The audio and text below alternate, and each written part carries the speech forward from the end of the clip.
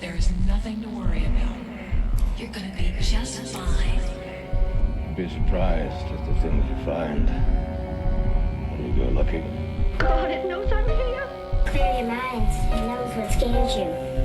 It has from the very beginning. I'm plunging headfirst into some kind of black void of sheer, utter madness. Be afraid. Be very afraid. It is entitled Naturan de Manto, roughly translated Book of the Dead. You're gonna die up there. I've got to return some videotapes. Hey, Joe. Hey, I'm Joe. And I'm Chris. Hi, Chris. And this is In the Veins. In the Veins. Today we're going to talk about The Wicker Man. the real one. 1974, 73. 73. I am going to watch the remake because I've never seen it before. I've seen this one several times. I've never seen the remake, and it's been a long time since I've seen the remake, and I'm kind of curious to watch it now. Because I've watched so much stuff. Like I watched this movie like 4 or 5 times in the past week, and then when I wasn't watching it, I was watching like YouTube videos about the Wicker Man. Right? Yeah. So I'm very saturated at this point. Nice. August. The release dates, whatever. Release date in the UK, August 7th, and it came out slightly later in the US. Budget of $100,000, a little bit north of that. Gross worldwide gross was like $900,000. It did not do great financially. And most of that it did was international. It did very poorly in the UK. For reasons. Yeah, I watched some behind the scenes stuff too about that. Yeah. There was a producer who had an affair with one of the actors on set, and her husband was the distribution guy. Yeah, so it just didn't get booked in theaters. Directed by Robin Hardy, written by son of a gun. I cut off his name. Anthony Schaefer. Anthony Schaefer. I got Schaefer. I'm like, written by Schaefer. Like, it goes by one word. This is uncredited, but it's based off the novel Ritual by David Piner. Mm-hmm. Pinner? There's 2 N's, so I'm saying Pinner. Pinner, yes. Which, it's interesting because it goes uncredited because all the novel Ritual sounds very similar, but it's not. Like, I've heard a lot of places, like, if you want to read Wicker Man, find the novelization. Ritual is not Wicker Man. Like, Ritual is a guy goes to he's investigating a series of ritualistic murders, paganish looking murders, right, in a secluded community. It turns out they're totally pagans and stuff. Totally pagan, yo. So the twist at the end is instead of him getting sacrificed, he joins them. Oh, okay. So that's the big difference, story-wise. Starring Edward Woodward. Edward Woodward as Sergeant Howie. Edward Woodward. The Equalizer. Yes. Christopher Lee as Lord Summerisle. Yes, sir. Sir Yes, Christopher sir. Lee. So Sir that we Christopher don't Lee. get him confused with me. Diane Salento as Miss Rose. Britt Eklund, legend Britt Eklund as Willow. Ingrid Pitt as the librarian. Lindsay Kemp as McGregor. Aubrey Morris as the gravedigger. I had to point him out because he also plays a creepy dude in A Clockwork Orange. Oh, okay. Britt Eklund also, she was a Bond girl, and the Bond movie she was in was Man with a Golden Gun with Christopher Lee. With Sir Christopher Lee. Not me. Sir Christopher Lee. Which Christopher Lee was it? No, it wasn't me, so it must be Sir Christopher Lee. So, like, the story, this movie is crazy. Wait, do either of the people listening even know that my name is Christopher Lee? It is. This is the first thing I learned about Chris. Yeah. Was that his name is Christopher Lee. And I said, really? Like the guy? Uh-huh. And he said, yeah. This is why Chris didn't like me when we first met. No, I'll let you great. We're still friends 30 years later. It's true. It's true. It all worked out. So Christopher Lee in the early 70s, late 60s, early 70s, went to Robin Hardy and was like, dude, I am getting typecast. I am tired of being a guy Dracula. with crap on my face chasing some blonde chick around. I want to be taken seriously as an actor. Like, I'm a good actor. And they conceived of this project as a way to showcase his acting abilities. And Yeah. also, and it's funny though that like they didn't try to do a comedy, they didn't try to do a romance, they still stayed in the horror genre. They just did it fancy. They just it's been called the first prestige horror film. It's been called the Citizen Kane of horror films. And in many ways it is. Yeah.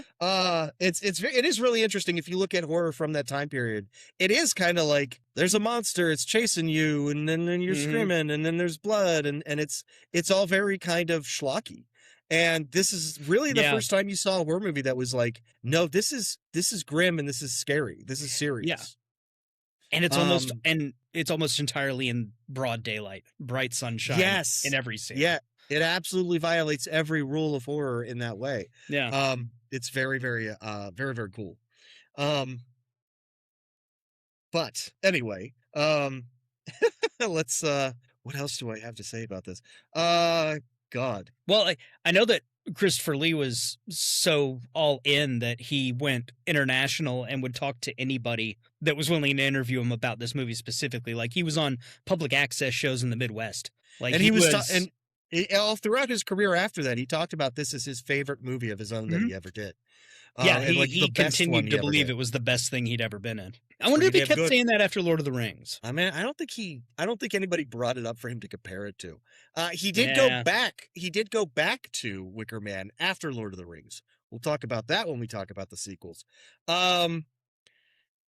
Yeah, so this is I love this movie so hard. I think it does what it does really well. And maybe they didn't have a framework for that. Maybe they stumbled ass backwards into a perfect goddamn movie, but they certainly did. It's a wonderful just like sense of there's a surrealism to it that gives us like sense of creeping dread to it. And then rewatching it, everything kind of means something different. Like the surreal, you realize what's being done as it's being done, and you start to see these pieces fall into place, and it's chilling. It's amazing. But yeah, let's talk about the movie itself. What actually happens. So let's get into it. So the opening. Oh, that's the other thing I wanted to talk about. So a couple of years back, not too long ago, actually, because there's 3 different versions of this movie floating out there. Okay. A couple of years ago, they put out a call for because they knew there were scenes that aren't in the theatrical cut. Yeah. That were shot and some people circulated and stuff. So they put out a call for anybody who had any of this footage to kind of to bring back in and try to restore whatever. And they actually found a production cut that's since been released as the director's cut. Okay. And it adds I want to say like 15 minutes to the runtime. And I'll talk about what that means. Like one of the big things that adds in, and this is so bizarre, is that it adds in both a second night, like Howie's on the island a whole nother day. Yeah, see, the one I watched today, he's there a second day. No, like an additional day on top of that. So 2 nights. Yes. There's a second night where he spends a second night at the Green Man Inn. Yeah. He goes and like no, maybe maybe not. No, because the first night, Britt Eklund has sex with a different kid. Like Lord Summerisle shows up and presents her a virgin to sex. And then the second night is when she does her naked dance. Right. And then what's funny about it is that it also adds a line where she talks to Christopher Lee and says tomorrow is the day of like death and rebirth, but that's the day before the second day, so she's off by a day. Yeah, see, it fucks with the continuity. Maybe I watched a weird cut because I swear I watched it today, and I swear she does her dance on the first night. Yes, and there was no addition of a kid being brought to her, but there was a second night. Well, yeah, there's a second night in the middle there. There's like because it's 3 nights total, because then he wakes up on the third night and he goes to the library and looks up. Yeah, after he visits with Summerisle and stuff. So there is an additional night in there, but there's a second night in the middle that's cut out. Okay. And you don't like there's the stuff that's added. I watched the theatrical cut, I think, because Yeah, because she danced on the first night, and there was no him bringing her Yeah. the kid. So there's an 88-minute cut. That's the theatrical cut. Yeah. And then there's a 104-minute cut, and that's the director's cut. Mhm. And then there's a final cut, which is 98 minutes. Okay. And it adds a little bit less than the director's cut does. But the thing is that all the two alternate cuts add stuff that you really kind of pick up in the original run. Like they were cut for a reason. They aren't totally 100% necessary. They're just nice additions, I think, for people who are fans of it that want to see this stuff. Like, Yeah, I just want to fill it out a little more. right. So as it is, like, there's a cold open to the film in the other two edits. Yeah, where it shows him back on the as a cop. mainland as a cop, Yeah. being a dick to his fellow cops. Yeah, he's an Yeah. unpopular, uptight jerk, and they make fun of him for being a virgin. Yeah. And they mention his religious, devotion and whatnot. And then he gets the letter, and then he's like, "Well, I have to go to Summer Isle." There's also so that's in the director's cut, and then in the director's cut and the final cut, there's a scene of him in church, which we actually get a cut of later in the film when he's praying as a flashback, kind of. as a flashback. But we intercut get like with a him longer praying in his sequence of room, him. yeah.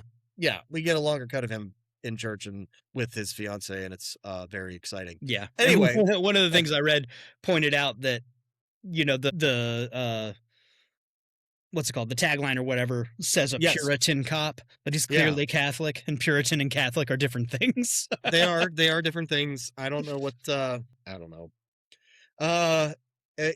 It's like they don't actually come out and say what branch of Christianity he is, but yeah, he comes across as very Catholic. Well, when you see the mass that he's at in that flashback, even in the theatrical Oh, cut, that's true. Yeah, he has the bread and the wine, which is Yeah. that's Catholic.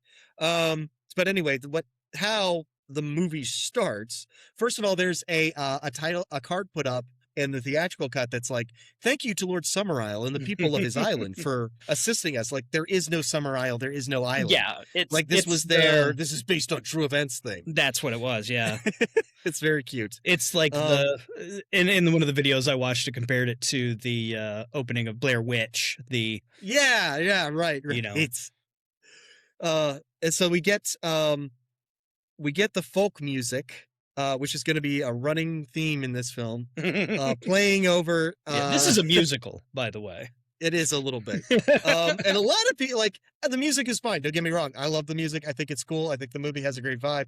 But there are a lot of people who are like, "This gets stuck in my head." I'm like, I have never found myself singing like No. corn rigs and barley rigs to Yeah, myself. You none know of what I this mean? was an earworm, as far as I was concerned. No, it's fun. It's interesting. It adds something. I think you can. I don't think it's a banger. No, But we get kind of standard issue 70s credits over, which is what you're going to get. But it's over footage of a small boat plane flying over the island, essentially of Summer Isle. Mm. And eventually the plane lands in the bay. And it is our hero, our tragic figure. I didn't like him very much. It's Sergeant Neil Howie. He sticks his head out, drops his anchor, and he starts yelling at the locals who are kind of, they're just doing old man shit, like just standing by the bay, just watching the water. They're And he yells at them unimpressed with him. to, yeah, they they're doing what they do. And he yells at them to send a dinghy. And like, I need to note, like, this starts one of the patterns that's going to be consistent throughout the movie. Everybody giving him a hard time because they refuse to even acknowledge him until he pulls out his bullhorn and talks to them. Even though when they talk to him, they just shout. Like, they can clearly hear him shouting. Yeah. And so he's like, send a dinghy, please. And they're like, Nah. you need permission from Lord Summerisle just to land here, buddy. And he's like, I'm a cop. I could do anything I want. And that's a running theme too. Him telling and also, like, at least one more time he's gonna be like, I'm a cop. Obviously. Like, Obviously.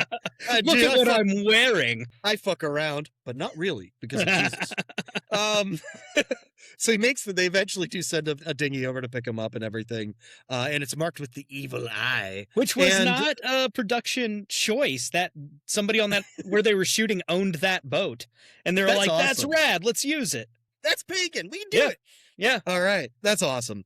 And once he's on shore, he tells somebody he's there. It's been a letter was sent to him saying that nobody's seen this girl, Rowan Morrison, for about a year, and she's been missing, and they need to come and find her. And here's a picture. And he passes the picture around, and everybody is mystified. She don't know her, never saw her. She doesn't live here, nothing. And finally, he's like, she's the daughter of Mae Morrison. They're like, oh, Mae. Oh, we know Mae Morrison. We all fucked her. That's kind of the implication when anybody mentions anybody else on the island is like, have I had sex with this person? Yeah, because they have. That's what they do. It's weird. So they tell him that Mae Morrison runs the post office on the island. So he goes to the post office to find Mae Morrison. It turns out that is a post office / sweet shop. And she has all of these like giant chocolate hares. They are not rabbits. They are not bunnies. They are March hares. Okay. And then there's weird cake baby cakes made that are shaped like babies. Yes. And stuff. It's very kind of pagan.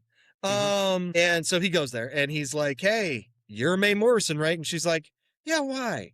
And he's like, your daughter was reported missing. And she's like, was she? Again, it's this stuff that's it feels weird and vaguely surrealist and kind of uncomfortable. But then watching it, knowing where we're going, where we end up, it's like, oh, they are all sick. They're all sick. They're all, it's this sort of manipulation. Well, it's a manipulation, but they're also just, it's like they're all just amused at this funny little man who thinks he's important. Right. You know? They've been told this is who he's going to be, and it's very amusing to see him be that. Yeah, and every time he tries to be an authority, the whole time he wears his hat, he's got his thing, Yeah. Every time he's trying to be an authority, everybody's just like, oh, that's adorable. Yeah, just so dismissive of him. Like, have you spoken? Has Lord Summerisle given you permission to wear that hat? I'm going to report it. Of course you are. Oh, you wrote it down in this little book. In honesty, I get why he's doing that, because in a certain sense, you get his back is against the wall. He is on his own on this fucking island in the middle of goddamn nowhere. And he doesn't have a gun. Yeah. You know what I mean? All he has is that goddamn suit and hat. So he has to try to wield it as a weapon. Sure, but I feel like he honestly thinks that his authority matters, that these people will respect it. And when push comes to shove, I'm the cop. I represent, law. Absolutely. And absolutely. He doesn't, and, he's very firm in his religious beliefs and, he's kind of very firm in all of his beliefs in that way. God is on his very side. Absolute. What he thinks is right. I mean, he tries to impose his ideas on the school and everything. On literally every single person. On literally everything. And it just washes right off of them, and they continue drinking and fucking and doing what they want. And laughing at him. Yeah, so she did not. So he's like, well, you have a daughter, Rowan, right? And she's like, no. And he shows her the picture. She's like, no. I have a daughter. She's Myrtle. She's in the back. You can see her, but she's 9. That kid looks 12 or 13, man. So she takes him in the back to meet Myrtle. And Myrtle is painting a picture of a rabbit, or no, of a hare. Excuse fucking me. Of a hare. A March hare. A March hare.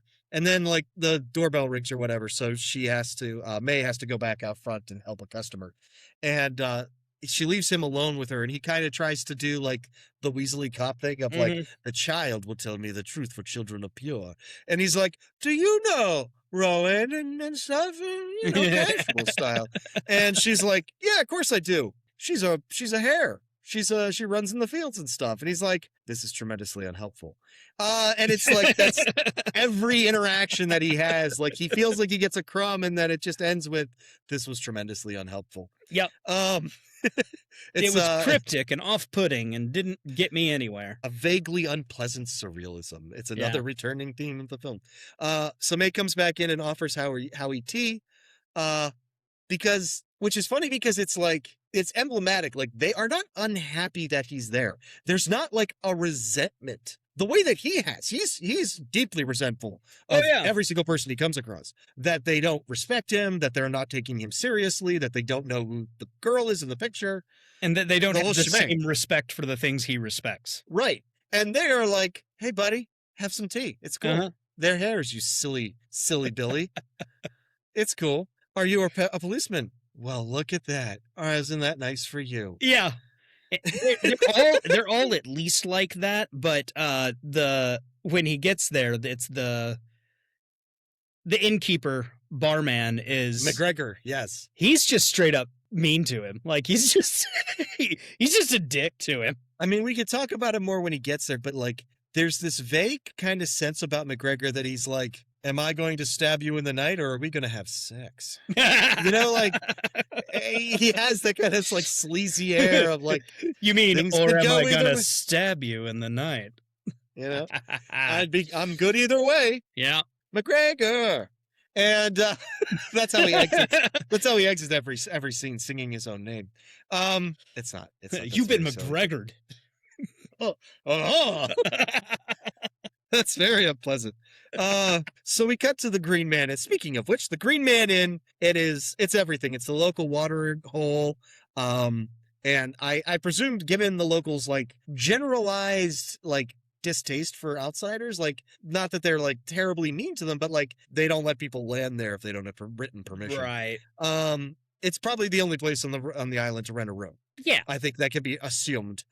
So Howie shows up there looking for a place to crash out and looking for some dinner, because he's a simple man with simple desires. And when he walks in, it is a raucous time at the Old Green Man Yes. until this asshole walks in, and it is every single person stops and stares at him. Every single person in there. It is dead silent. Yeah. And he goes to the McGregor, the owner bartender, who's like, what do you look like naked? and he asks if he has a room and stuff, and can he give him some dinner and stuff? And he's like, something to eat and somewhere to lay. I think that can be arranged. I'm playing it up, but that's the vibe. So says you. That's You didn't find McGregor, the fat, balding innkeeper, vaguely arousing? You know what? You watched it more times than I did, so No, it is this kind of like, probably it's saw the things sense- I didn't see. I think it's the sense of humor that everybody kind of has when dealing with him, of like, oh, did you have an idea for such a silly little man? Yeah. Isn't that adorable?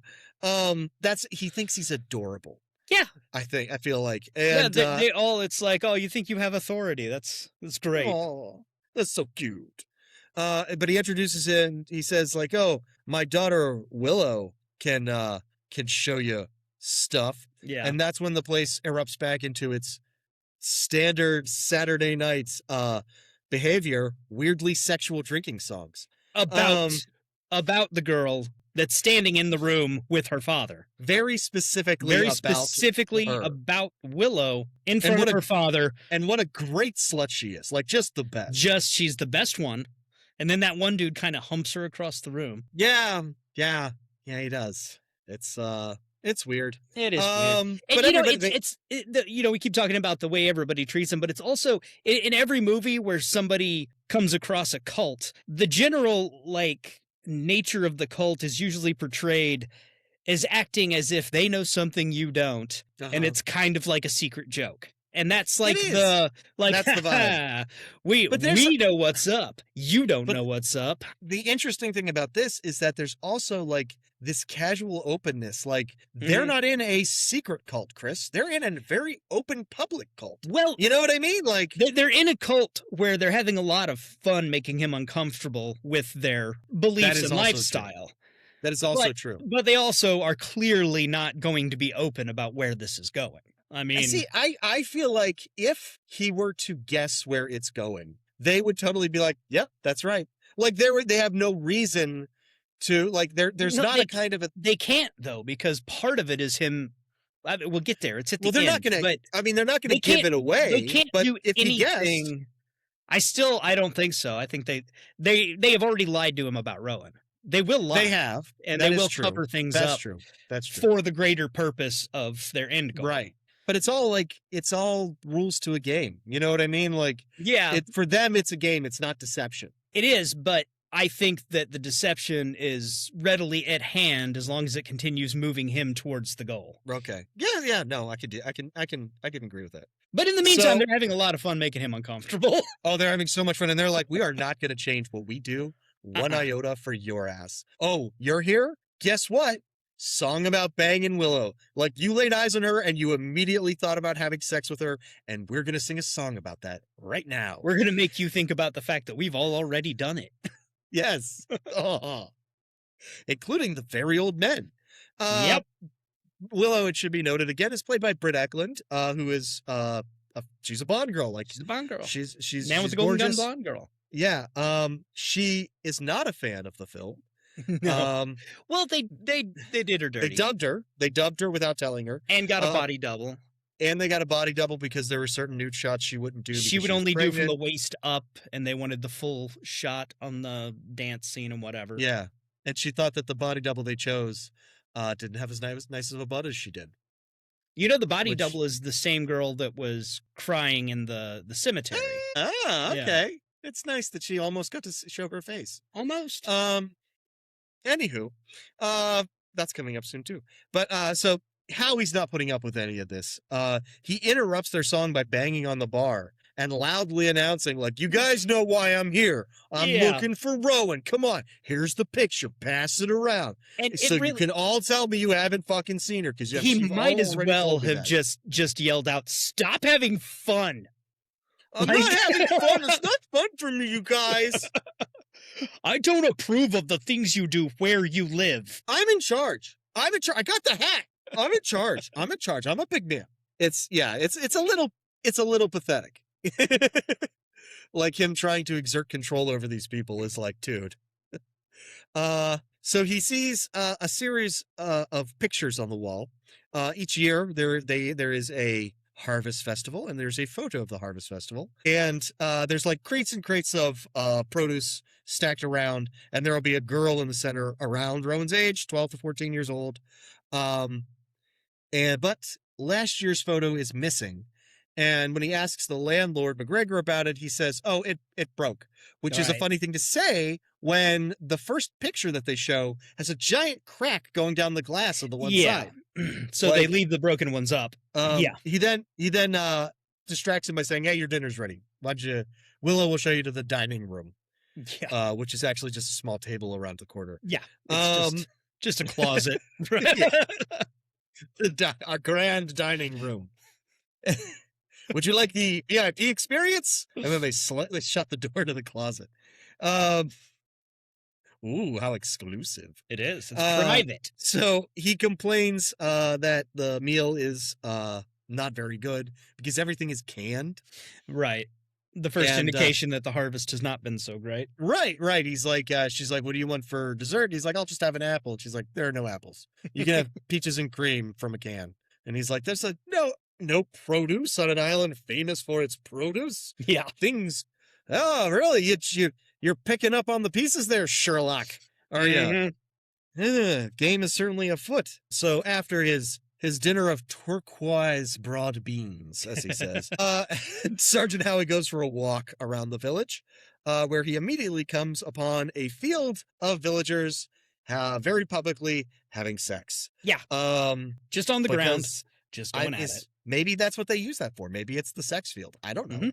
You don't know, you know? It's the Like, designated sex field. it's the designated sex field, and he walks past it, and there's a kind of like stuttering shudder effect to when he walks past it that makes it feel like is this like, for me it gives this surrealist feel to his, like, is he having like a vision or a dream or what's going on? But then he just kind of keeps walking and he ends up in the graveyard. It's like, oh no, that's fucking happening. Yeah. Like, and you're kind of just as shocked as he is for a moment.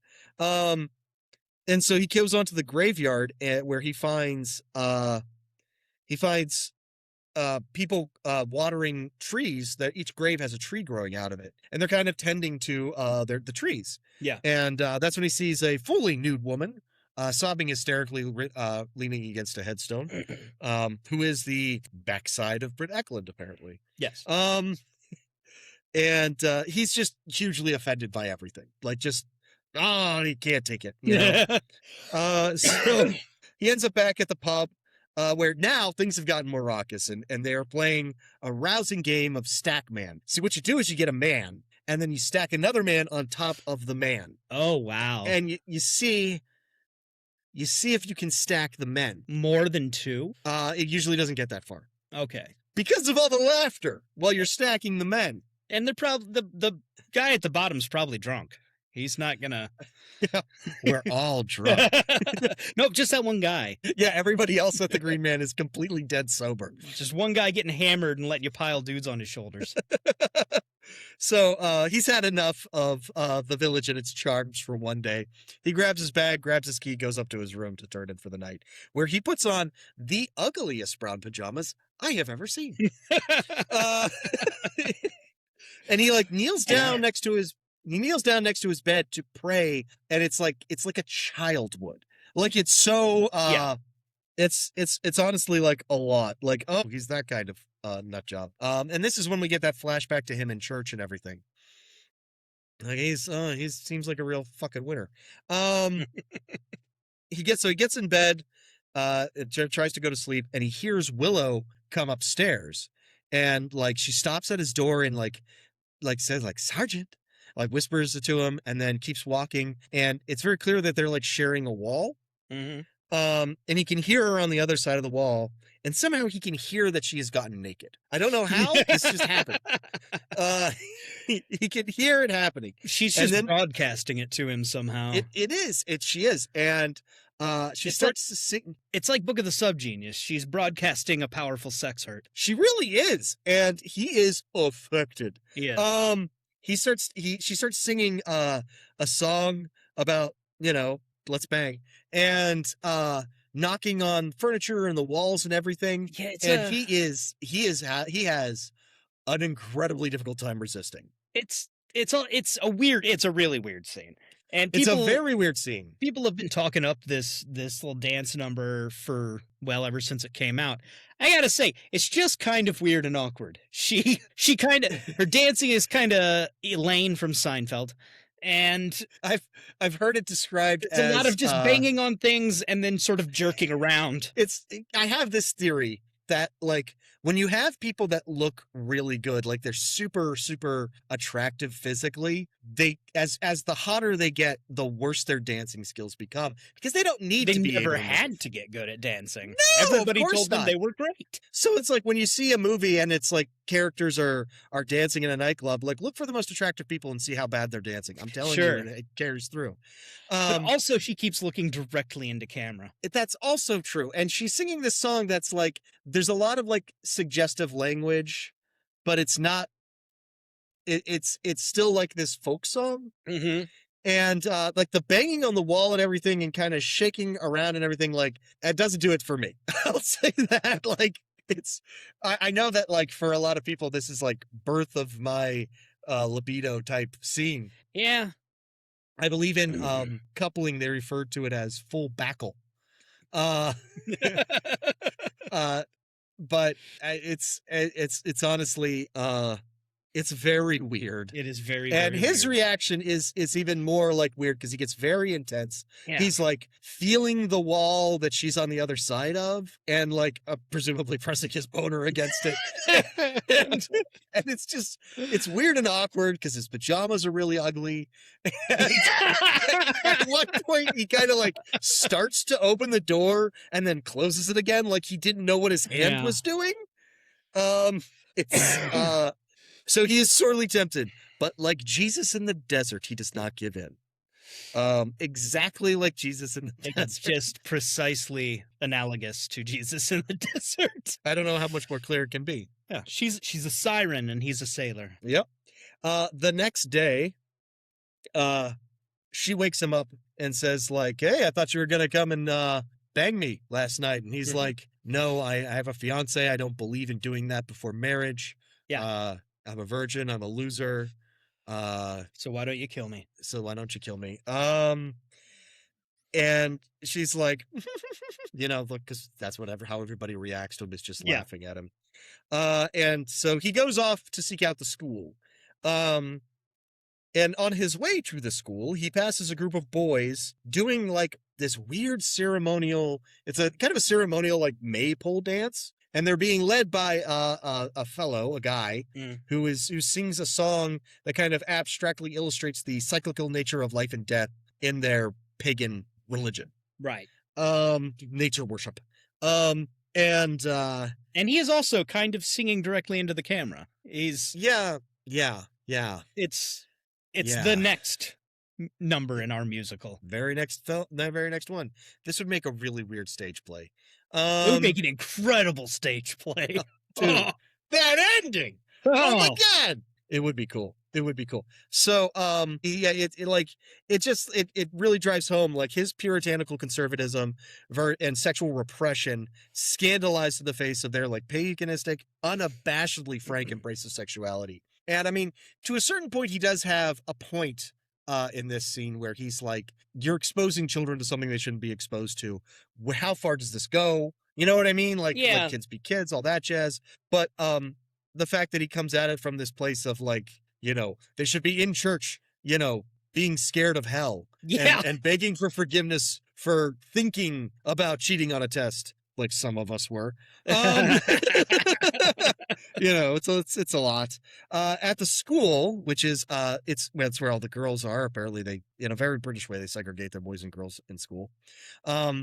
He overhears and then interrupts a lesson on the phallic symbolism of the maypole that the teacher, Miss Rose, is giving to her children. And he comes in and chastises her for her filthy lessons of filth. Yeah. That are filthing up the filthy filthers. Debauchery. So he goes in and he has an awkward moment. Like, he's like, I would like to address your class. And he's like, he has no idea what to say for a second. He kind of is like, I'm a police officer. Obviously, I'm dressed like one, right? I must be a police officer. I'm wearing one's underwear. He then asks him about Rowan, and never heard of her, never seen her, never. Those words? I don't even know what that means. And his frustration is starting to bubble over with all these denials, and he notices an unoccupied desk kind of in the middle of the room. So when he goes to the desk and he opens the lid on it, inside, it's very strange shit. There's a nail, right? Mm-hmm. And a beetle. And there's a string tied around the nail and around the beetle. And the little girl sitting next to it she kind of laughs about it, saying how it's like the beetle will continue to walk around in circles, winding the string around the nail until he can't move anymore, until he's snug up against the nail. And he's like, then why the hell do you do it? Because in his mind, that's like serial killer animal torture. And it's like, hey, dumb fuck, you're the beetle. Like, they're trying to tell you what's going on. Another classic Howie. That little girl was creepy too. She is a weird little girl.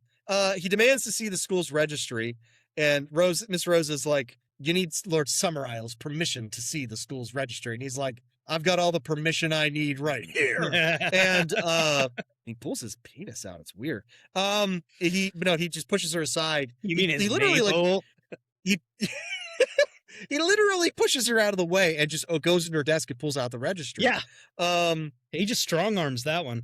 Yeah. And when he looks in the registry, Rowan is fucking listed. And he's like, you are all liars. She's a classmate of yours. What the hell is wrong with you people? And that's when the teacher like walks him outside. She's like, I need to explain something to you. Okay. And I love Miss Rose because she tells him so much stuff.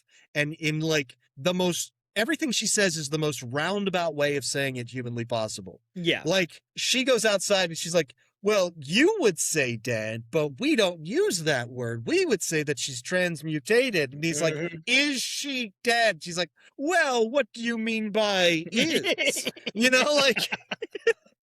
Like, yeah, Bill Clinton would be proud. Oh my God, she's amazing. Everything she talks about is like this.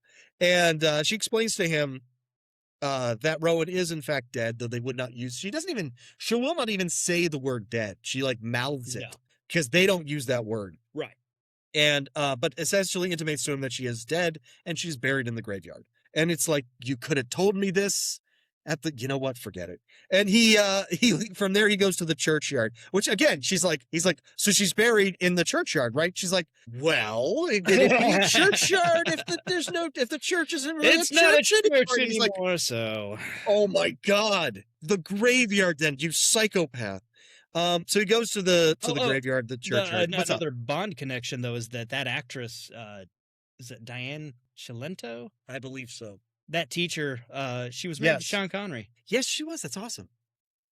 That's awesome. So he goes to the churchyard to find the grave, and again sees the trees growing out of each grave, and he sees a grave that mentions being protected by the ejaculate of serpents, which is very pagan and oddly specific. I mean, I'm putting that on my tombstone. I mean, why wouldn't you? Like, I want that to protect me, I think, or nowhere near me. I'm not sure which.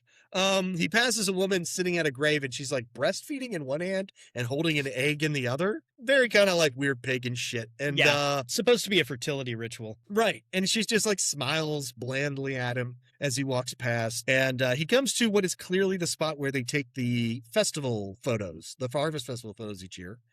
And there's just sort of like some broken down apple crates and like rotting vegetables and stuff around. And he kind of sweeps everything off that gravestone and like takes two of the slats from the apple crates and fashions like a crude cross and like sets it on the tomb with as much like Conviction. gravitas as he can muster and stuff. And it's just like, it just illustrates his, like, how pathetic his position is here. Like, these people nobody cares, dude. Like, Yeah, he's just it's all empty gestures at this point. he's just pissing into a hurricane at that point. He really is. He then finds the creepy smiling groundskeeper who is mowing using a push mower, and he questions that guy. And this is the guy who was in Clockwork Orange, also playing a creepy guy. Mm-hmm. And he's never not smiling. It's really a weird performance. And he's like, yeah, he tells them, they plant the trees on the grave so that the dead can live again as a tree, because that's nice. Yeah. And yes, that tree on the unmarked grave, that is a Rowan tree, because yes, that is in fact Rowan Morrison's grave. We just haven't got our headstone there. Can you give us a second? I gotta go mow the sex field, dude. And I'm not even wearing my galoshes. Right. And like the whole time every time he comes across somebody and he's like, but you have heard of Rowan and you lied to me. I don't think he's questioned this guy before, because I don't think this guy gets invited to many places. He has real like sex offender registry vibes, you know? Oh, but who on this island doesn't? Well, like, yeah, but like he has to stay 500 feet away from the school. You know what I mean? Like this guy is a weirdo. And the thing that looks like a ribbon, and also a strip of dried skin tied to Rowan's tree, why, that is in fact her umbilical cord. Yes. Where else would you find that? We're crazy. How did he get it? Same way he gets all of them. Piece of beef jerky comes out of the pocket and into the still smiling mouth. Chew, chew, chew, back into the pocket. You know, like the guys, like in a movie filled with creepy characters, that guy is a creeper. Like, Yeah. I don't know. He's tremendously entertaining. I love it to pieces. Howie then goes back to the Morrison's house and sees May, he catches May kind of like she's doing this thing with Myrtle where Myrtle has a sore throat, so she's making her hold a tiny frog in her mouth for a few seconds. Right. Like it's like a sympathetic magic thing that the frog will take the sore throat away, and then when it croaks, that's Myrtle's sore throat, and then you can have candy. You know, hooray! And she's like, I'm all filled up on candy. I visited the graveyard. That's how I got the sore throat. Oh, he's a criminal, Chris. I'm sorry. Was that the line? That was it. That was it. There we go. She asks him what he needs, and he's like, you guys are fucking all crazy. And he goes on to the recorder's office to try to find Rowan's death certificate. At the office, the attendant is just full of attitude. And once again, he's like, I want to see the registry of deaths. And she's like, you're going to need permission from Lord Summerisle. And he's like, if you don't show it to me right fucking now, I will burn this building down with you in it. He seems to say with his eyes. And she begrudgingly complies and gives him it. And when he checks out the register, there's the only two people listed are Morrison, are so old that they have biblical names. But no list of Rowan. And it's like, and he's like, so no Rowan in the registry means no death certificate. So you go fuck yourself. Yeah. But I liked that where he says biblical names and she just sort of offhand is like, yeah, they were pretty old. Like, yeah. Yeah. Like that's not the new, It's not what we do here. So he goes to, the local chemist, or what we in the States would call a pharmacy. And, that guy doubles as the local photographer. He's one of the creepy old men from the Green Man in the previous night, Chris. And it's so this guy is the photographer. And I think we need to have a small conversation about what the fuck that means here in the 21st century. Because like even before everybody had a camera on their phone, on their person 24 hours a day, people still had cameras and everybody had a camera. They were common to have in the house. This is the 70s before that, when cameras were much more expensive, much more delicate. Utilizing them was much more of a esoteric art. Yeah. And so people who were professional photographers were fixtures in a local community. Oh, yeah. And anytime that there was any kind of large event, you would hire a photographer to do your pictures and everything. Because the equipment was expensive and complicated and finicky. Mm-hmm. Like, it was real easy to screw it up. But then you also had to be able to develop film. And that is a whole other creature, yes. A whole other thing that a lot of people don't... I mean, even x-rays now aren't on film. When I first started working in the hospital, when I was a teenager in an x-ray department, there was this massive machine in a dark room. Like they would use a cartridge with actual film in it to take the x-ray and then take it back to a dark room and run it through a thing that would develop it. And now it's all digital photography, That's so wild. That's so wild.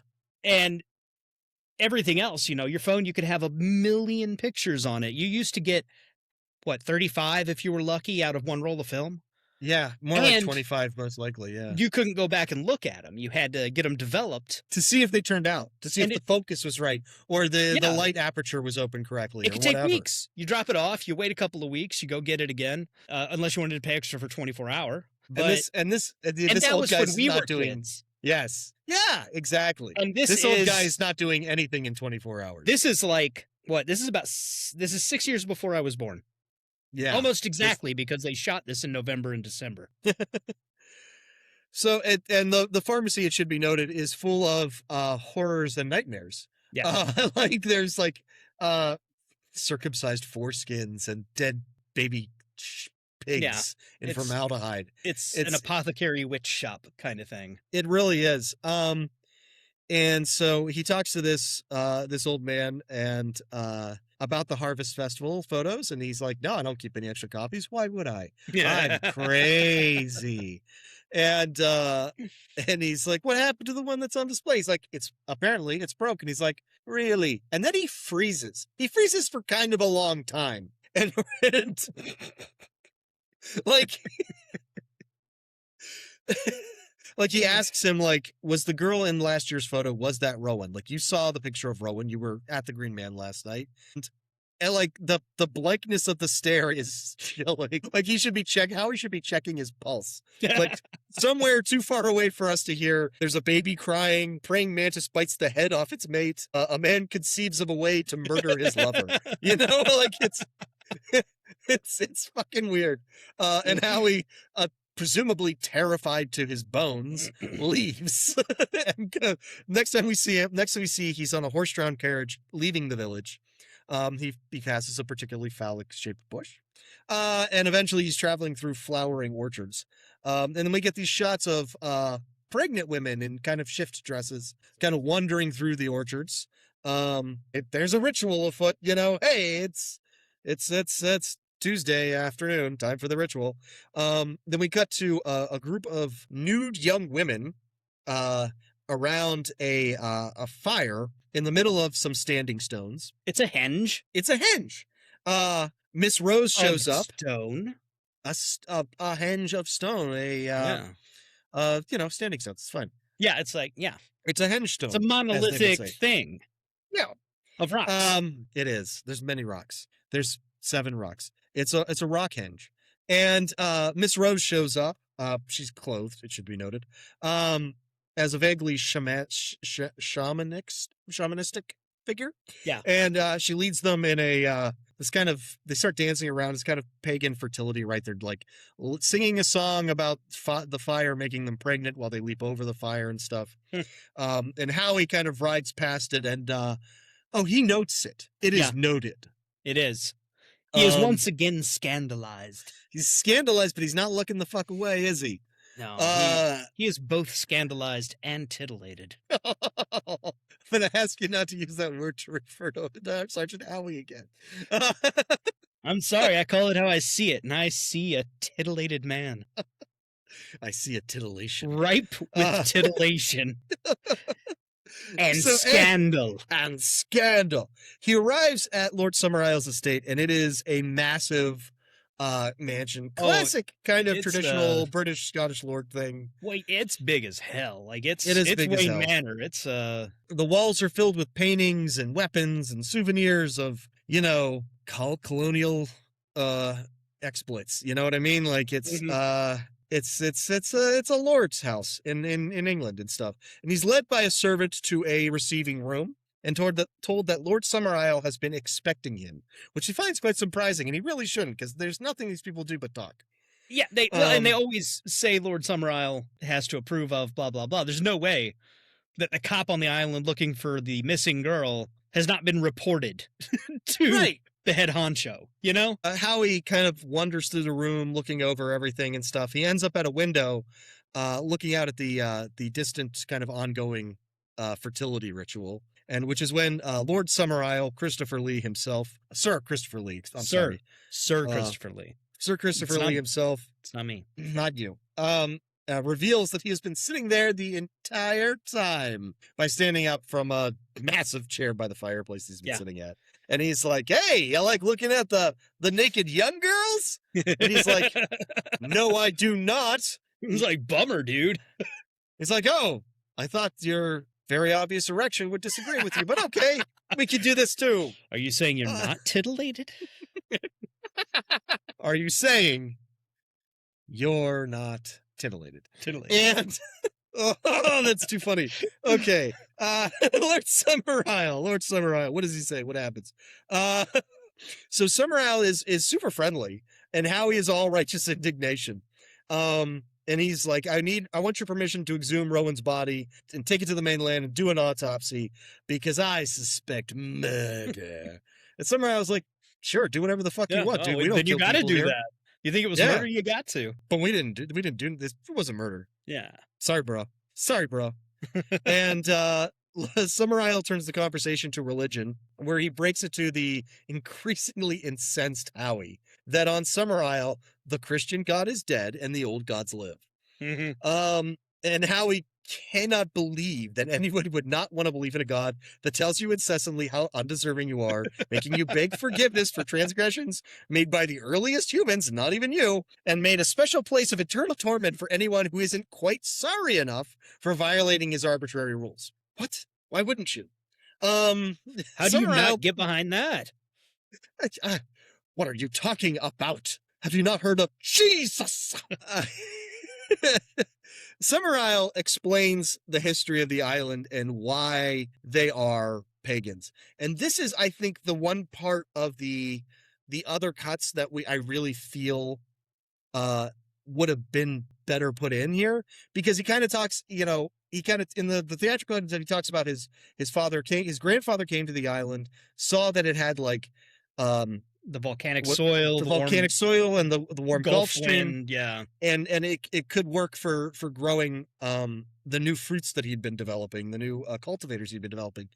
And he kind of breezes past the idea that, like, well, he gave them their old joyous gods back and they worked for him.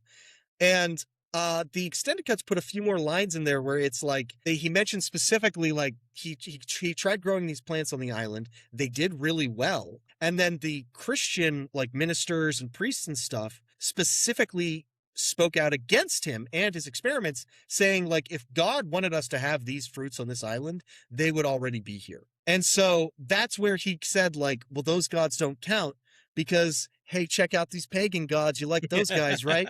They're cool with the fruits and veggies. You know, why don't we eat some fruits and veggies? And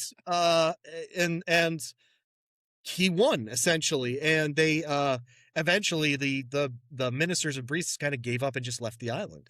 Well, and this backstory is basically openly admitting that he's a cult leader. Yes. But that the religion is something that he and his family use to control the populace. This is the thing that to an end for them. And I think this is the thing that this is why they cut it and why I think it's better. This is where I fall on the other side of it, that it's better with it cut, because in those cut scenes, he expressly says, like, I don't actually believe in all this stuff, but it helps me maintain control of the island. It helps us produce what we produce, and it keeps me in my seat of power. And Howie's like, that's really fucked up and everything. And he expressly says that, like, he finds it enjoyable, but he doesn't believe it. And I think it's much more interesting to have the uncertainty of like he says in the theatrical cut, like his grandfather specifically used the religion just to manipulate the people. His father was brought up in the religion and loved it. And so he raised him to love it too. Yeah. And I like the ambiguity of it in that ending when it's like Howie is like, you know, this isn't going to work. You know that the old gods aren't real, that this is all just science and whatnot. Yeah. And to leave it ambiguous of what Summer Isle sincerely believes is much more interesting to me. See, I know we're not there yet, but this movie's so old that I don't care if we talk about the ending. No, it's fine. It's fine. When he gets to the end and says, if this doesn't work, then the only thing that could work next year is if they sacrifice you. Right. Like, I feel like you could see concern in Summer Isle's face. Like, I think that's why I say, like, it's crossing his mind that may it. Correct. And then he just doubles down. He's like, but I'm certain it'll work. And my read is that he's a straight cult leader. He's enjoying the power of it. He lives in the giant fancy mansion. Everybody else just lives in normal little modest homes, you know? Crappy little village. He wears these weird, eccentric, fancy outfits in the evening to drink wine with the school teacher lady. And yeah, it's wealth and privilege and as many women as he wants. And why would he give that up? And everybody just, you know, worships him, defers to him at the very least. Yeah. Yeah. So, but I like that there is some room left. If like, instead of directly stating like, no, I don't fucking believe in this. And no, it's just a means to an ends for me. Yeah. For it to be left, like, at least there's like, you can see him kind of getting to him, but like where does he end up falling? Is he relying on his faith? Is he not relying on his faith? You know what I mean? Like it's just more interesting to leave that ambiguous because in the end, it doesn't matter. See, I see it as he's like, he's like one of these megachurch guys that has three jets and a limo and everything, and is obviously not living a Christian life because he's benefiting tremendously. He's preaching a certain thing that he was raised in, and so he knows it like the back of his hand and can wield it like a weapon. Coming after the Christian right now, Chris. That's right. To get the things that he wants. Yeah. No, I dig it. Yeah. And so he's obviously, he believes in nature, but he lives in a castle. He lives in this, his actual, you know, home inside is not natural at all. He lives inside this massive stone man-made thing in the middle of nature. No, it's very easy to like go out amongst the people and put on a costume and dance around and talk about the sun god when you're going home to like, you know, extravagant luxury every night and doing whatever the fuck you want at all times. We also don't see him out interacting and living the life with the people, except for at the end during the ceremony. And that one time in the cut scene that wasn't even in the theatrical cut where he comes out at night and delivers that young Which man is another to thing that would be, like, that to me is also a reason to cut it, is because it's way more impactful to have him show up at this point in his home territory, kind of, than to see him out and about amongst the people. Yeah. Like, that's not the kind of figure he is. He is not a leader of the people. He has elevated himself. Right. Well, and the power move of waiting for the cop to come to him. Yes. Because absolutely. in a lot of communities like that, some authority figure shows up and starts poking around. The head honcho of the town is going to show up and be like, Right. "Hi, I'm the boss. What's going on here?" Well, I mean, Howie sees himself as the authority figure who showed up and started, shaking hands and kissing babies or whatever. Well, that's what I'm saying. But you would expect the leader to do the same thing. Yeah, you would have expected Lord Summerisle to have shown up at the Green Man and introduced himself and said, "Hey, how can I help you? What's going on? Who are you looking for?" Right. Like, and instead, it's mildly insulting that it's treated so cavalier that Howie is even there. Yeah, it's very interesting. I think it's like obviously there's grounds for discussion on exactly who and what Summerisle is as a person and everything. And I just think that you get more room for that with the theatrical cut rather than going as far as saying like directly stating what he believes, essentially. No, I agree. I like the ambiguity, but I like it because, it's still my read that that's what he's doing. Yeah. No, absolutely. There's room for you to have that read. And it's it's cool stuff. But instead in the theatrical cut, he walks him through the trees. He tells him about all this stuff, how he converted them and all that jazz. And at the end of it, sorry, go ahead. I just had another thought on the same topic, though. Another thing may be, though, that his grandpa was the scientist, and that's what developed the things that worked. Right. His dad was raised by the scientist to learn the way to make things work, but also fell in love with the religion part of it. Then he was raised probably mostly in the religion. So we're getting farther and farther away from the agricultural science that originally made it work, and now things are dying. I mean, all he's relying on now is the religion and whatever the people remember in their practices for the farming. Absolutely. At the very least, I would say that at the end of after this movie and stuff, like Summerisle should be going back through his grandfather's notes and going out in those fields at night and figuring some shit out and being like, "Oh, the sun god says we need to scatter this magic fertilizer dust over his fields." Like it's we need one that's a magic fertilizer, we need a magic fairy powder that's rich in nitrogen. Remember, you guys, like we need Poseidon to redirect this stream over here and irrigate this field. So Howie at the end of it, he's like beyond furious, and he reminds Summerisle that technically he is a subject of a Christian nation, like because the UK at that time was, and probably still is. I don't know. And so he's like, less and less every day. He's subject to a Christian crown, essentially. And he repeats his request for permission to exhume Rowan's body. And Summerisle is like, pretty sure I already gave you that there, Sporto. Have a great night. So we cut to that night where Howie and the local child molester, I'm sorry, the gravedigger, are digging up Rowan's grave, and they kind of, they pull up the coffin and they crack it open, and inside is a dead hare. Not a rabbit. Not a rabbit. It's a hare. It's a march. And so Howie, again, full of piss and vinegar, just storms inside of Summerisle's house. And Summerisle is entertaining Miss Rose, the school teacher, playing songs on the piano about sex, pagan sex songs. It's all they know there. And, showing off that gorgeous Sir Christopher Lee voice, of course. And then so Howie just sort of like storms in and throws the dead rabbit down on the ground. And he's like, "That was in her grave." And they're like, "Yeah, she liked hares a lot, huh?" Uh-huh. Looks like she turned into a rabbit. That's cool. That's cool, buddy. And he just like takes the wind right out of his sails. And again, they kind of, he's like, he demands to know where her body is. And they kind of dance around telling him,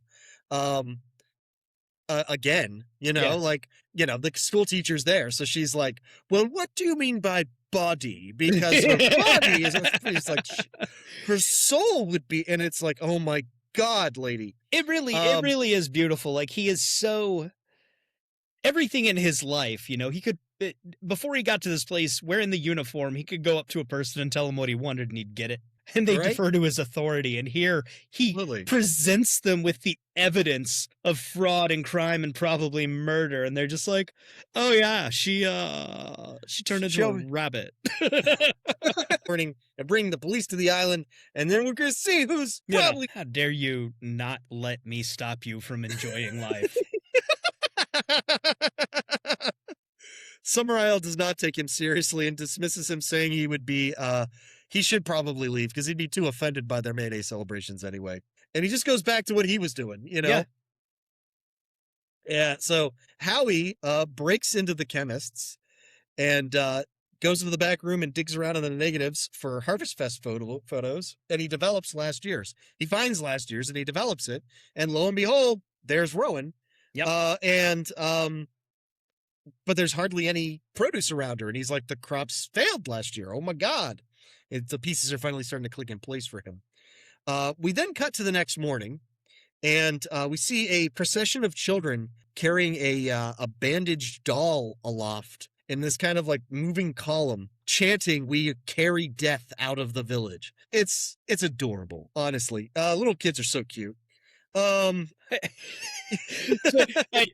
Just weird little tangent. My youngest, when she was like 6 or 7, it was like right first year we were in Germany. One day, I can't even remember what happened, but she was unhappy about something, kind of stormed off in a little kid fit. Yeah. We went and looked in her room, and she had arranged stuffed animals in a circle, and she was sitting in the circle with them. And I think one of them was in the middle of the circle. I asked her what she was doing, and she said very seriously, "I'm having a sadness ceremony."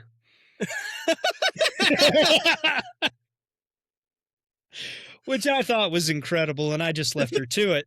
I'm not going to interrupt that. I don't know what kind of hoodoo she's summoning. And I'm not going to be on the raw end of it. That is witchcraft if I ever heard of it, dude. That's hilarious. That's awesome.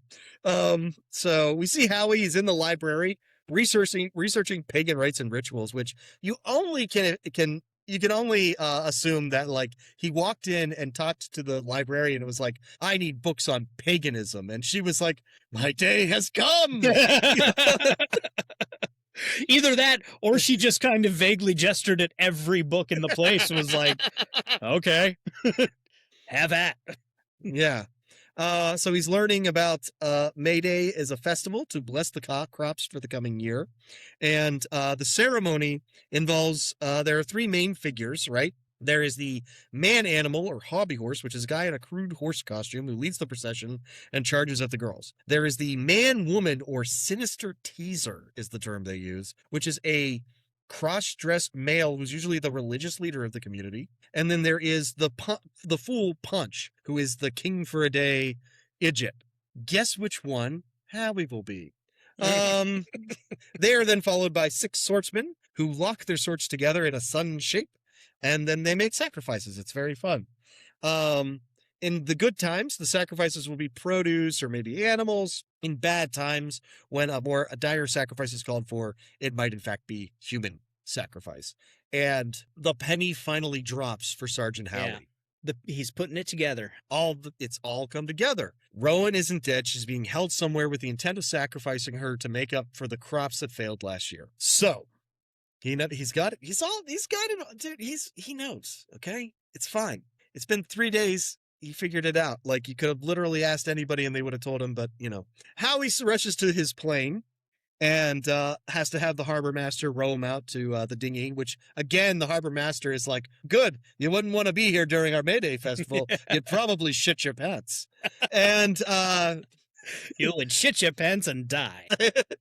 And he's watched by several villagers pop up to watch him and stuff, and they're just in the creepiest realistic animal masks that the 70s ever produced.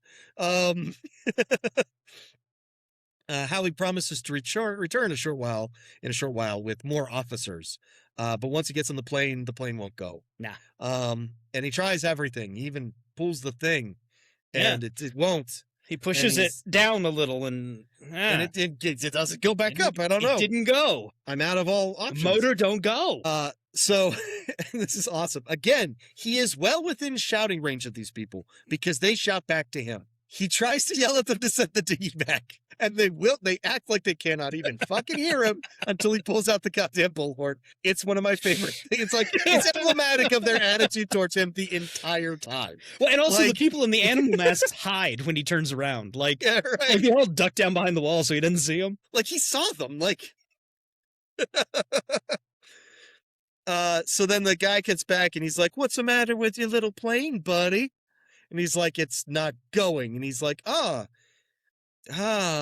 That's I, just too I bad. don't know what could have happened. I was watching it the whole time, including while I was sabotaging it. You could get old Roger there to row you to the mainland. You'd be back in a week. So Howie goes back to the island. And he kind of, the guy in the hobby horse costume, which has this kind of like horse head that has a snapping mouth on the front of it, kind of teases him, and he's kind of like pursuing it. It's kind of always out of reach or whatever. He eventually gets led to a small square where everybody in the community is, and they're all getting ready. You know what I mean? Summer Isle is practicing his wicked ass dance moves. Again, Sir Christopher Lee, very attractive man. This is how he dances. Yeah. But he's going around, he's checking on everybody, there's mention is made that McGregor will be playing the fool. And then Summer Isle addresses the crowd, 3:00, we're all going to meet in the town square. We're going to process through the countryside, go to the sea, and we'll make a sacrifice, and it'll be awesome. Get your pants ready. You know what I mean? So Howie goes to back to Mrs. Morrison's, Mae Morrison's, post office sweet shop, whatever you want to call it, where they're cutting one of the human figurine cakes up, because that's vaguely sinister. And he again asks for help in saving Rowan because he finally figured it out. And she's like, I don't even know what's wrong with you, buddy. There are no words, you are far fucking gone, bro. And they high five, and then she high fives Myrtle, Right. like, it's very righteous. And Myrtle's he's like, sick burn, mom. stick bird, bro, ma. Toys. Yeah, and Howie promises he's just gonna search every goddamn building in this goddamn village. And she tells him he'll never know the true meaning of sacrifice. Montage time! Sergeant Howie goes around searching the village, and the villagers use every possible opportunity to fuck with the policeman. Yes. There are dolls left in a bed. They're like arranged on a bed in like a sexual pose. And he's done like that. He knocks them off the bed because humbug. It's humbug to sex this time. He sees a human-sized doll in a trunk covered with a cloth. He finds a woman who is bathing in far too small of a tub to be practical. Tiny tub. It's a tiny tub, and it's on a rug, and that it always bothers me when people have bathtubs on carpet. Your legs are sticking out. Your head is sticking out. Lady, you're dripping. Yeah. On carpet. It was pretty much just like a mixing bowl. Right. And she's like, I have boobs. And he's like, oh, I'm sorry about your boobs. And he runs away. He opens up Scared of boobs. He's The man is scared of boobs. He is. He opens up a closet, and a girl falls seemingly dead out of it. Mm-hmm. And when he goes to check on her, she laughs and runs away. He then sees a boat parked. I don't know if that's the correct term for a boat in the harbor. And he goes out to it.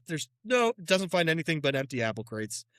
He then sees the baker who's using this enormous coffin-shaped bread pan to bake a man-shaped bread. Yes. And he's like, it's part of the ceremony. It's the spirit of the fields. Yeah, or the bounty of the fields or something like that. Whatever. Yeah. And he shows him his costume, which is he will be the salmon of knowledge. Yeah. He has a whole closet dedicated to his salmon costume. It's hey, when it's important to you, you find the time. It's like his bat suit, He's got his Salmon. The city needs me. The city needs the salmon of knowledge. The salmon. Salmon. Salmon. That's so silly.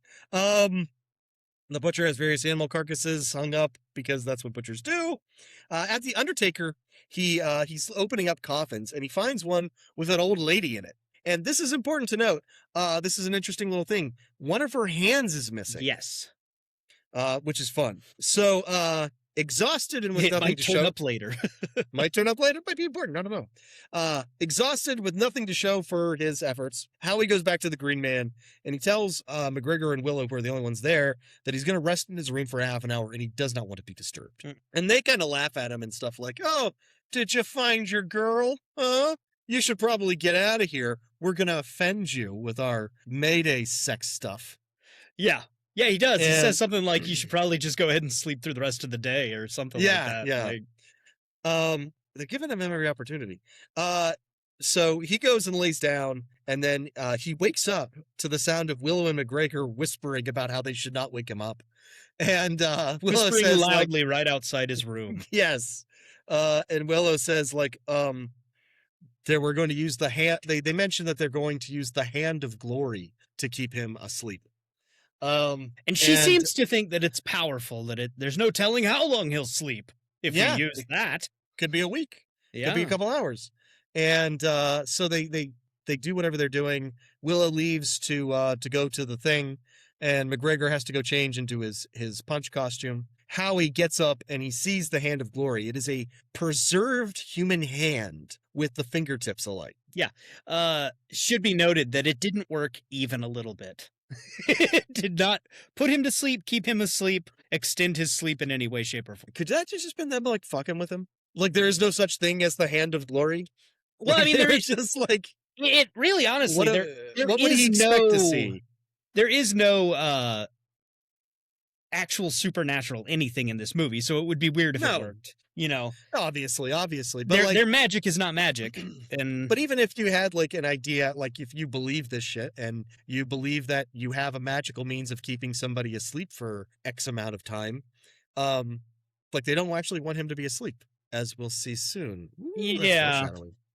yeah, maybe Um, they are just they may just be messing with him. It may just be to freak him out. Right. So he kind of knocks the hand down and puts it out and stuff because he doesn't want to take any chances. He then sneaks up on McGregor, who's getting dressed in his punch costume, and knocks him out. And then he takes the punch costume and puts it on because it's a disguise. And he leaves McGregor tied up. Like several times during this whole thing, we flash back to McGregor still tied up in his room, and I'm Yeah. just like, why? That seems mean. There's nobody there to untie him. They're all at the I fucking get that, parade. but like you don't have to keep mentioning it. It just Yeah. seems cruel. Like Well, and everybody all of else this is was having fun. McGregor has no feeling in his hands. all of You this was know, part of the like- setup. Like at the end, they say that like he was manipulated into every Yeah, for move, sure. which For means sure. they wanted him to knock out McGregor and take that costume. Right. Which means like I just feel like somebody should have come along and been like, now time to untie McGregor Yeah, so he can join us. But I think nobody likes McGregor, so they just left him Yeah. tied up the entire time. Anyway, so we go to the procession, which is as described. There's a crowd of women kind of giggling on ahead of the whole thing. And then Lord Summerisle in his weird woman costume, proving that the more attractive a man is, the less attractive of a woman he makes. there's something very like I don't know, almost Tiny Timish about him. I'm talking about the singer, the Tiptoe Through the Yeah. Tulips. Tiny. No, there's- he's it's very kind of like a very like artificial costumey look because he's got like the white face with the red circled cheeks and and the long dark hair specifically. straight hair, and he's so Yeah. tall and lanky. He is. It's very weird looking. And so he is Lord Summerisle, the hobby horse. Here comes Howie dressed as Punch, and then the 6 swordsmen, and then all the other townsfolk in their creepy ass animal masks. Summerisle kind of bitches at Howie, not knowing because he doesn't know it's really Howie and not McGregor, that he's not acting like he's a fool because that's his goddamn job. Yeah. Caper. Caper, damn it. Cut some capers, you fool. I had to look up cutting capers. That means to frolic. He was not Uh, frolicking. You gotta frolic some, you non-frolicking bitch. He was failing to frolic. Yes. He so wasn't disappointing. even a little bit titillated. Let's get those tits up, buddy. uh, He's like, let's see. so far there's been nudity in everything. What the hell? What are you doing, dude? 3 women detach from the crowd at the front. And they have what I assume are like wooden swords or something. They have these kind of carving wood sticks, Yeah. and they just beat the shit out of Howie. It's kind of like part of a game that they go and like hit him and poke him and stuff until he kind of slaps him in the butt with his bladder on a stick, which is I also had to look that up. I'm like, Yeah, what is this? And they're like, it's a traditional jester thing. Okay. Yeah, because he even says, Summer Isle says, use your bladder or something like that. And it's, Yeah. Oh, God. all right, Anyway. cut a caper, use your bladder. Yeah. Howie notices a figure dressed as a hare riding in a wagon in the procession. And she's got kind of like people like guarding either side of her or whatever. And so he's kind of like, oh, that might be Rowan. So the procession reaches the standing stones outside of Lord Summer Isle's palatial estate. And the swordsmen come forward as the ritual described and locks their swords together in this kind of six-sided star configuration. And then it is then the turn of like each person in the procession to come forward and have the put their head through the center of this star shape as a kind of a pantomime of a random chance to be beheaded. Yeah.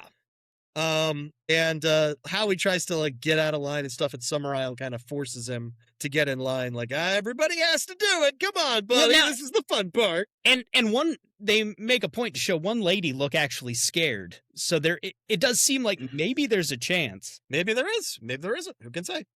I mean, like with everything they do, it's always like this could go wrong, right? Like I feel like there's a chance that everything could always go wrong with you Right. people. You're kind of crazy. But they put the figure in the hair costume like immediately behind him in line. And so it's kind of a tense moment when they put Howie into the middle and lower the swords around his head. And then they take it off and he moves on. And then immediately put this hair figure through and put the swords around the head. And then suddenly they bring the swords together and chop off the rabbit's head. Yeah. And he's freaked out because he's like, oh my God, they just executed Rowan. Like the one thing that I was here to prevent just happened directly behind me, full on with my knowledge that it was going to happen. Yeah. and I just let it happen. Shitballs. But it turns out that it's like a trick costume. It has like a false head on top of this girl's head that they, for that purpose of doing this kind of falsified, like symbolic sacrifice. Yeah. And it's not Rowan under the costume. It's some other girl. So then they're like, okay, guys, let's go down to the beach and dump some beer in the water. That sounds like a good time.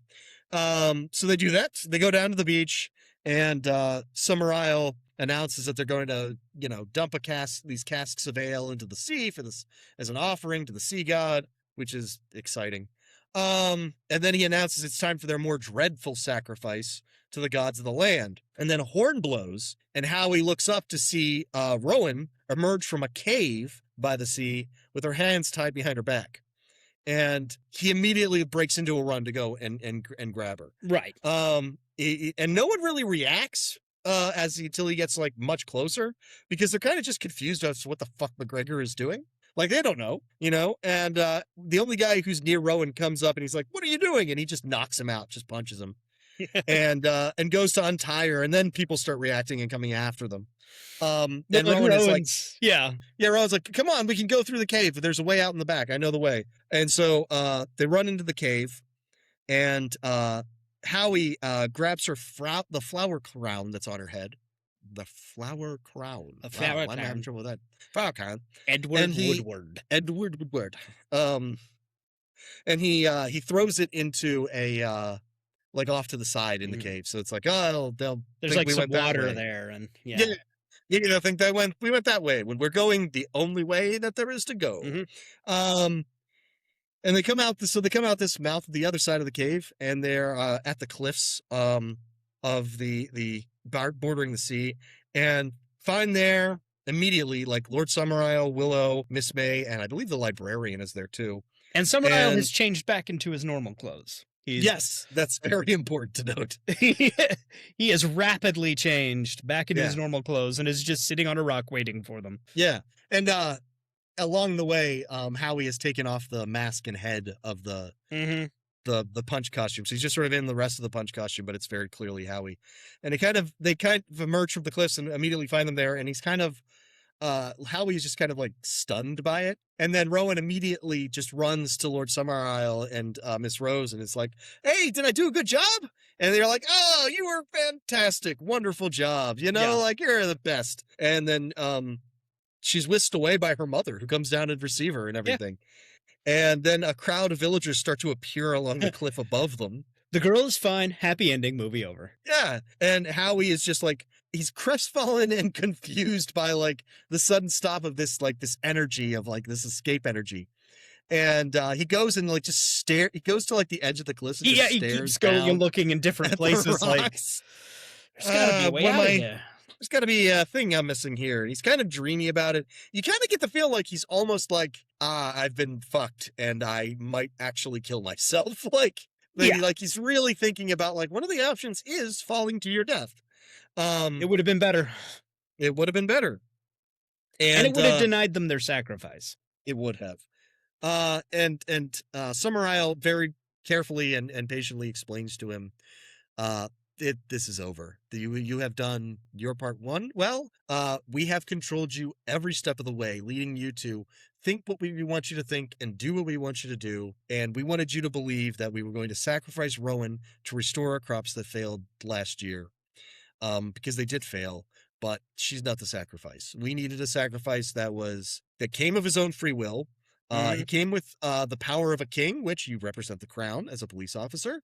That was a virgin, very important, and you were a fool, and he is all of those things in one. Yeah, well, and he explains, animal sacrifice is good, children are better, but the right adult is the best.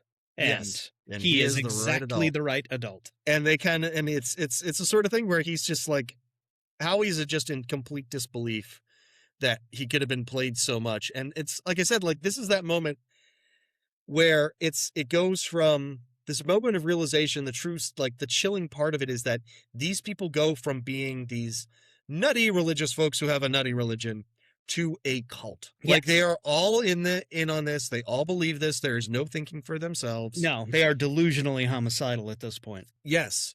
So they cut his clothes off of him and dress him in white ceremonial robes. Much like the white thing the children were carrying. Yes. Carrying death out of the village.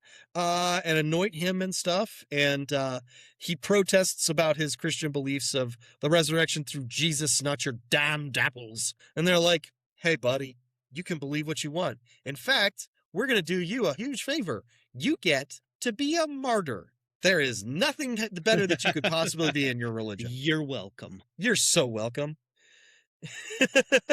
And then that's when he tries to appeal to their reason and Summerisle's reason. And he's like, this won't work. Like the science, your crops failed because your crops failed. Like there's science behind this. You can only pull like fruits out of the ground so many times. Like, this isn't going to work. Yeah. And like you said before, like he's like, when this doesn't work, Summerisle's head's going to be on the chopping block next year. Yeah, because logically, if, he being the perfect adult for this, the only way to one-up it would be to sacrifice Summerisle, would be to sacrifice the king.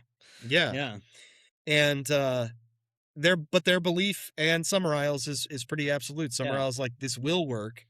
And, but I feel like Summerisle did look a little concerned there for a second. Like, there's a lot. It's a possibility to read into his expression. Like it's hard to say. Well, and because he doesn't argue back, he does. Every other time he's eloquent and like and just talking back, and shooting down everything that Woodward says. But in this instance, he's like, "But I know it'll work." He does. He does get angry, which is odd for him. He doesn't really get angry with anything else that he has to say. That's true. Like, I didn't think about that. Don't make them think about sacrificing me next. It'll work. And so it's kind of left, what's, so then they start dragging, dear Sergeant Howie up the hill. And, that's when they get to the crest of the hill, he spots the Wicker Man. It's an enormous wicker structure, vaguely man-shaped. And its body is essentially a series of cages with various sacrifice stuffed in there. And there's one big one in the center of the chest just for, our dear Sergeant Howie. So they kind of firemen carry him up the stairs into the chest cavity and lock him in. And Summerisle gives one last invocation to the sun goddess to please accept their sacrifice.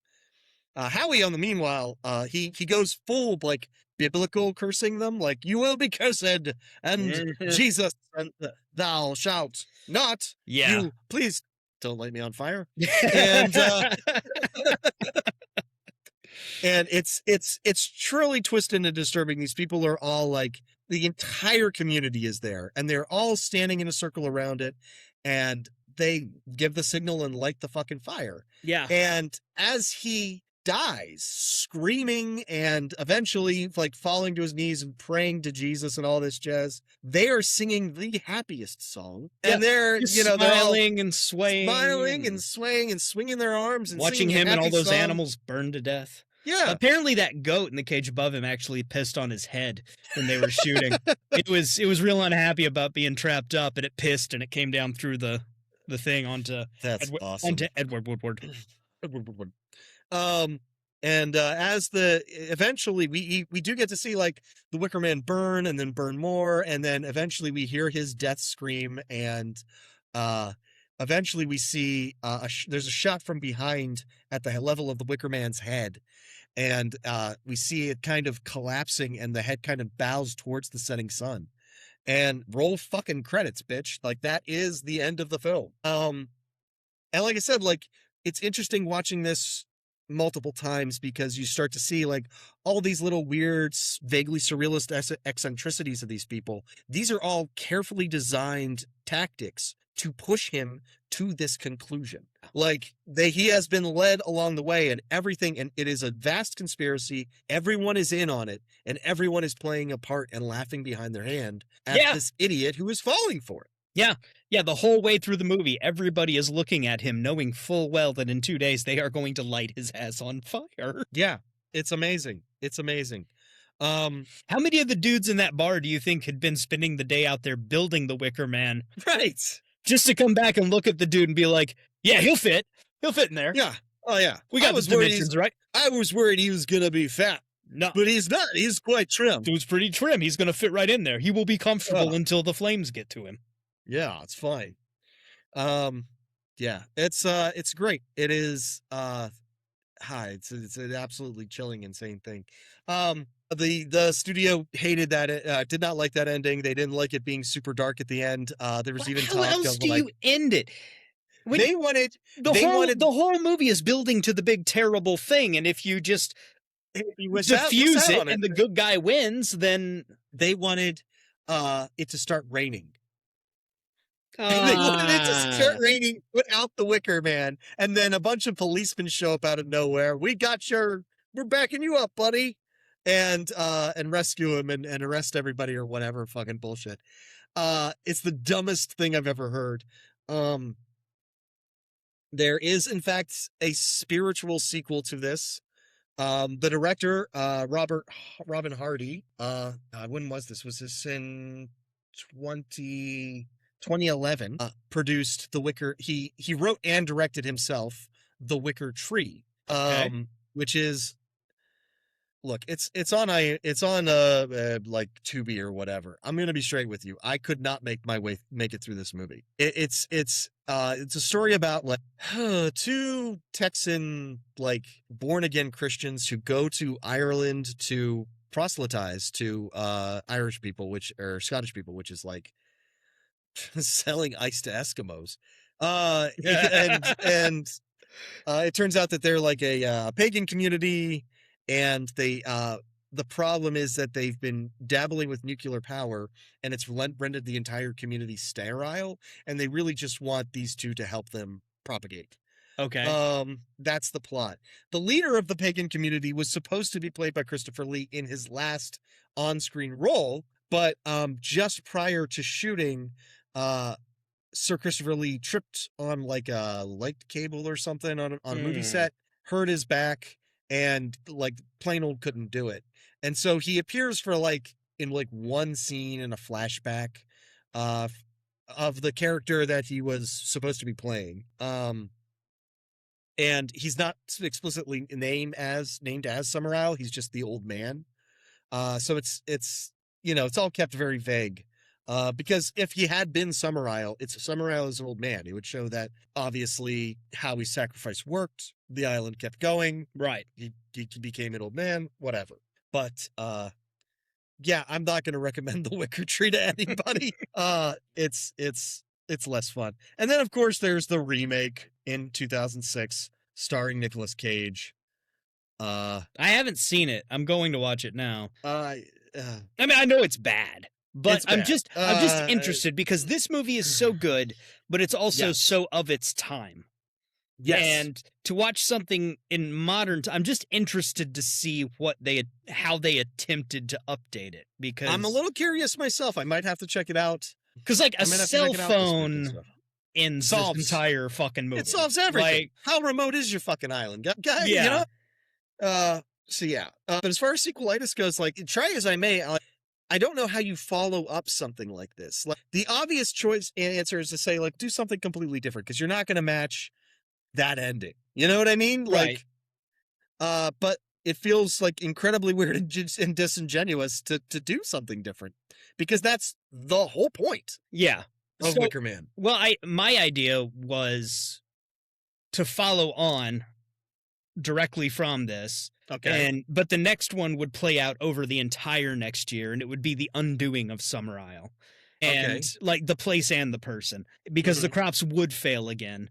Right. And the people would start, especially, I think it would be easiest to use Britt Eklund's character as the, main sort of first person that starts seeing that maybe we burned that man alive for nothing. I mean, Like, maybe it's all the- bullshit. And the town sort of coming to realize that either, even if they aren't fully over their delusion, they do start to turn on Summer Isle because they went through all of this. They did this whole performance for 2 days. They murdered someone and it didn't work. And their crops are still failing. And so it really is just sort of the unraveling of the fantasy of Summer Isle, and Right, ultimately leading to him, trying to find ways to salvage everything before it all falls apart, just more and more desperate, up to the point that he's basically on the run from His own villagers with people. torches. Like, Yeah. Well, and I thought it would be cool if it was like the sort of thing where it's like we're following it and he's doing the scientific approach, right? Like he's like there's like, sacrificial whatever that they ceremoniously put out in the fields to help them grow, and he's going out in the dead of night like sneaking, chemicals into that to help stuff or Yeah. whatever, you know what I mean? And it's like, and so he does all this kind of like sciencey stuff because he doesn't have the faith. And at the whole time, there's like a figure rising in the village who's as a religious figure, who's like, he's lost the faith, and that's the reason the crops are failing, and he has to keep that'd coming be back good. with. And he has to keep coming back with, like the crops won't fail. You'll see that my faith is strong enough and all this. And then the crops end up failing anyway. And then the kind of reveal at the end, because I feel like you still need that kind of like aha moment, would be that this other figure doesn't believe this shit either. yeah. Like he's been, every time that Summer Isle has gone out and done something to kind of fix things, this guy knew about it and countermanded it. Like he put fertilizer into the blood meal or whatever. Well, this guy went out and put like, I don't know, bleach. yeah, like put bleach into it and did this and whatnot. And it's like, and so he's been manipulating it the same way that Summer Yeah. Isle's been, and he's essentially, that's his goal, is to become Summer Isle, and he has succeeded. And then they sacrifice Summer Isle. Yeah. You What if they decide the Summer Isles have to be pulled out root and all, and because it's such a free love thing, several of the young men and children on the island are Summer Isles. And so they're all being rounded up to be sacrificed, and maybe one of the Ooh. women has a child that she hasn't claimed is Summer Isles, and she's Right. trying to keep that concealed to keep him from getting rounded That's up fun. for the harvest. That's cool. I like that. You could be weird. You could be weird with it and be like, it didn't, the old gods don't work, so let's look for older gods, and then Yeah. we've got Lovecraftian monsters emerging Yeah. from the sea. I'm Why not? always cool with going to Lovecraft. If everything ends with Lovecraft, just Cthulhu rises at the end of every movie. It's like the oops all crunch berries of movies. It's oops all tentacles. I love it. I love it. Love it. Love it. Yeah, but again, it's such a classic. It's so amazing. It's so perfect and perfectly contained. I just don't know that you could ever top it. You know what I mean? No, Like, I think, obviously they remade it Right. unnecessarily, famously badly. Like, you never hear reference to the Nick Cage one without it being in a joking kind of way. Like, yeah, people it's say, true. we're going to watch The Wicker Man. No, sorry, not that one. Like, Yeah, exactly. but That's- also, and everybody Edward I told this about. Woodward. Yes. I'm sorry, I grew up on The Equalizer. Oh, okay. I love Edward Woodward. Did you ever watch The Equalizer? No, I probably did, but like, It was- I don't remember it. Like, I like the movies, but I wish they hadn't called them The Equalizer. Yeah. Because The Equalizer is Edward Woodward as this super, like, slick former spy living in New York. And he's Mhm. British. Right. And he's basically old James Bond. He drives a Jag, he wears a suit, he carries, like, a cool pistol. And he's a one-man A-team. He has, like, a little ad in the paper, if you need help, call The Equalizer. And so, a lady whose husband was killed by the mob and now they're after her, she would call the number and he would, for free, go kick the shit out of all those mobsters. But he wouldn't just, like, fight him or kill him. He would, like, maneuver things and manipulate situations and set things up so that they got killed or Right. arrested or whatever. Right. So it was just a fun 80s action show with a cool, like, synthesizer opening song and this slick British dude as a spy in New York doing, like, off the books stuff with all of his, like, cool Black Ops buddies showing up from time to time to help him with, surveillance or whatever. So That's it was awesome. it was a great show. And the movie is a fun action movie, but it's not The Equalizer, Right. Like, it's not that. It's Denzel Washington as a, badass ex-spy, but he's working at Home Depot. Right. Like, it's not the same thing. But See, anyway, if I grew up on Sergeant Edward Howie, Woodward is the thing. if Sergeant Howie had just gotten laid, Yeah, that was the it. That's alternate timeline. that was the only thing. If he had just burst through that wall like the Kool-Aid Man when Britt Eklund was doing her little dance yeah. and just done what nature intended, then first off, they wouldn't have sacrificed him because he wouldn't be a virgin. Right. And He would have second, he could go equalized be the their equalizer. asses. Edward That's Woodward. awesome. Edward Woodward. Fantastic movie. Everybody should see it. It's one of those horror classics that is like necessary for a complete horror education. I feel like It really Like, is. It is a pillar that shakes heaven. Well, because it's, Yeah. it is important to watch good movies that aren't just blood and guts and in your face jump scares and stuff. Cause that stuff's Oh, for rad. sure. I love that stuff. Right. But just, like in terms of like the history of horror and where Oh, these things yeah. come from and everything, like this is a film to be studied. This is part of it. Yeah. And it's all tone, it's It's so good. Yes. it's tense and weird and you're not on solid ground at any point. No. It's tremendous. Oh man. But next time. Next time. It's a big one. It is a big one. I forget. What's next time? you I know it's a remember big being- one. I But you remember forgot being what it excited was. about it.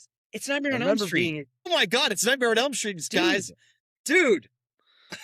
We're doing Nightmare on Elm Street. So because when it gets released, it will be the last one of our first full year of doing this podcast. Yes, The it will. Yes, next it one will. will come out on July 6th, which means that the one after it will be the first of what will be season 2, I guess. Yeah, hell yeah, dude.